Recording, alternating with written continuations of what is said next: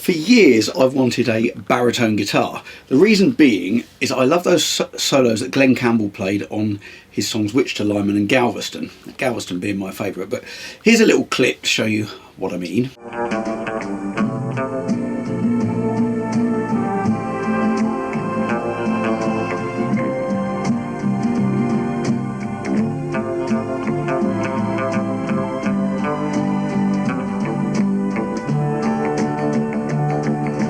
So I had a project coming up which I thought would be the perfect justification for getting a baritone guitar, and after about a good 3 seconds research I discovered that Glen Campbell didn't play a baritone guitar. He played one of these. Well, he played a Fender one of these. It's a Bass 6, which is essentially a guitar tuned down an octave with very similar string spacings to a guitar. So you can play it much like a guitar, but you can also play it like a bass. After another good 4 seconds research I discovered that you could get a Squier version of it. They still make a Squier version. I don't think Fender make a version at the moment, or you might be able to get a custom shop one, but the only kind of stock version you can get at the moment is the Squier one. So I ordered one and here it is. So of course the first thing I wanted to do when I got it was play one of those solos that I love so much. So I'm going to play you a version of one of those solos, and then I'm going to show you a little unboxing video I did with my daughters filming and taking the mickey out of me, and then I'm going to do a little review and show you some of the bits and pieces on this guitar, about the good, the bad, and, well, it's not ugly, is it? It's pretty cool looking. So here we go.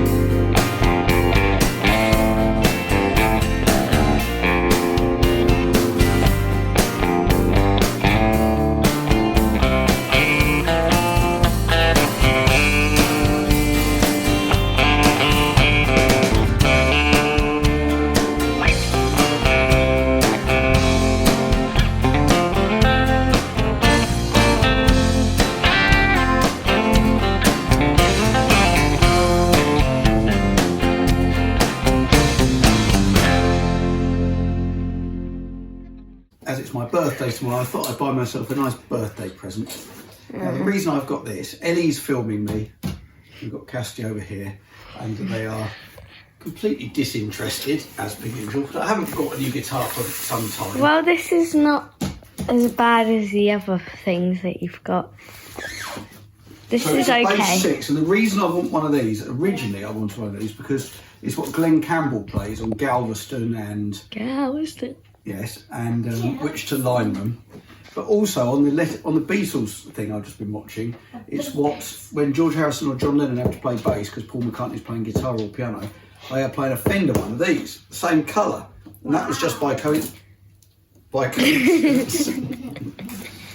Now I know you're both very interested, and you should both be at school, but you broke up 2 days early for inset days, and you are at home because all your class have got COVID. So here we go. Squier by Fender. I've never owned a Squier before. Wow. It looks very good. They're very well made. Wow. Big box. such big box. I forgot it's got a tremolo arm. Wow. Quite why you would tremolo on a bass, I don't know. Wow.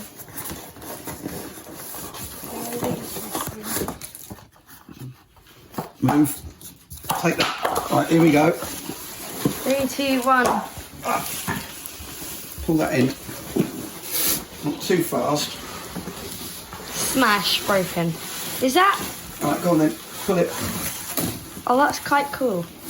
And also, because Ellie is learning the guitar, and with the group that she was in, there were no bass players. This is a short scale bass that plays a bit like a guitar, so if she asked nicely, I might let her use it, because it would be perfect for her. Because she'll get the gigs in every band, isn't it, the bassist? Oh, look at that, that's a nice... You need this. Oh, yeah. You need this. You need this, Daddy. Oh, don't stab that. Too late.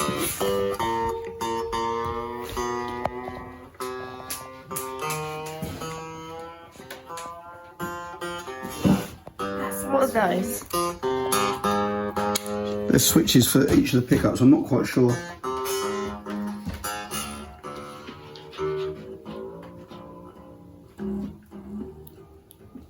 I'm into it. Shall I stop? I need to get a note, but you've got my phone. Give me my phone, Roger. Right, well, I've tuned it up. It was a bit disorientating tuning it an octave down to what I'm used to, so I have to use a tuner. Oh my god, that is so not skill. I know, it's a bit disappointing I couldn't do it. Anyway, so these switches, I don't know, perhaps they're in the instructions here, but yeah, I'll have a listen. Wow. So it's tuned an octave down from the guitar.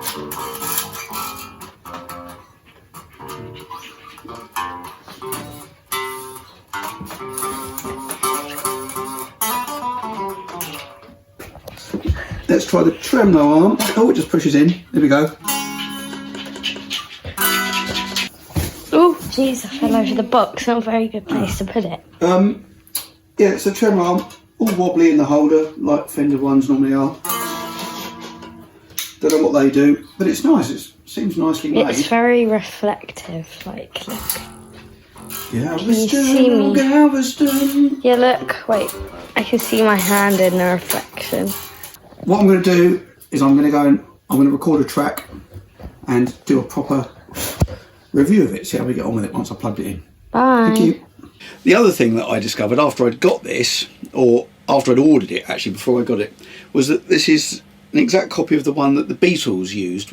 So when Paul's playing guitar or piano, George or John jumped onto bass, and this is what they used. Obviously they couldn't grab his Hofner bass or his Rickenbacker because it's left-handed, so they had one of these kicking around, and on Let It Be, John's playing one of these, and there's a bit of slightly older footage before the Get Back film on Hey Jude, George is playing one of these. Also, great YouTube channel, Ask Zach.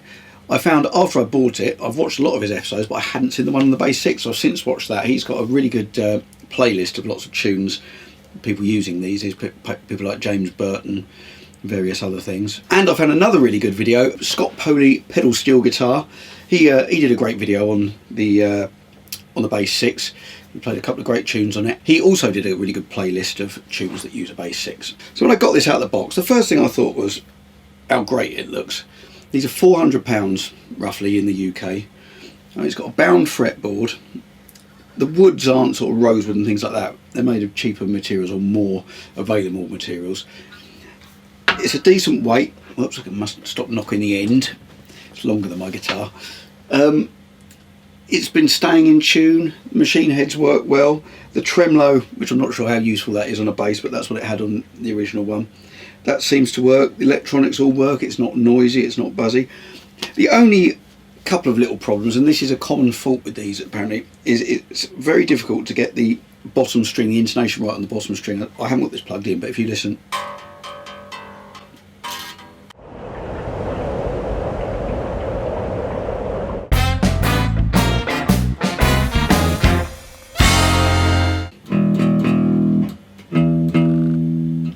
Really out, and you have to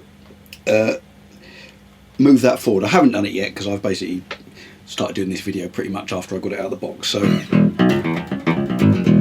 but the switches on here, so you've got 3 switches, Oh, let me work this out. So when they're down, they're all off, and each one activates a pickup separately. So that one gives you that pickup. This is going into a guitar amp, not a bass amp. Middle pickup.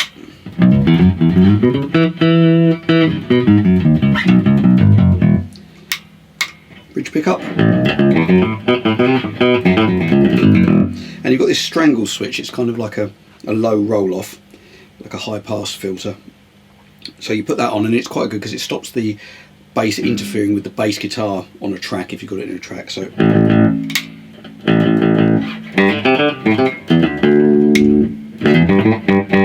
it coming in. Strangle switch, they call it. Here we go. But it's great. There's some really good things you can do with it. You know, playing chords. But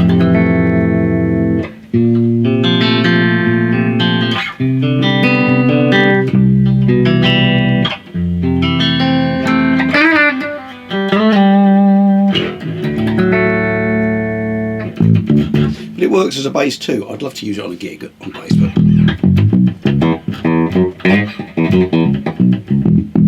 it's set up well. It's a little bit buzzy here. They're minor things. I haven't done anything to sort this out, but I will do. And they're all minor things.